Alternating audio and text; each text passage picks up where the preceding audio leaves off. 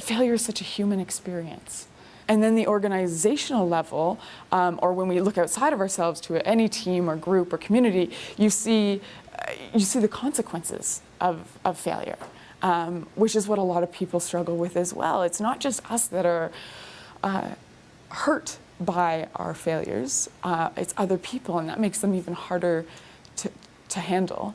So my work looks at what's that mean for how we move forward on our most important and complex challenges. Because if you got wrapped up in that worry about the risk and the consequences and that you could actually be seen and feel like a failure, we never do anything.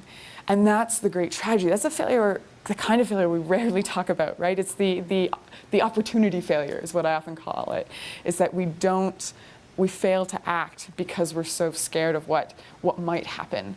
And those don't end up in the newspapers because no action was ever taken, but I would argue that those have the much greater cost to creating the world that we want to live in. We fall into this kind of dysfunctional bifurcated thinking, which is a fancy way of saying that we think in black and white, when it's not fair to the human experience where, everyone, whether you're raising a child or being a good partner or running a project up in Fort McMurray, everything we do is going to have elements of success and failure. How do we take ourselves out of the failures to look at them objectively, and so that we can maximize what we learn from them,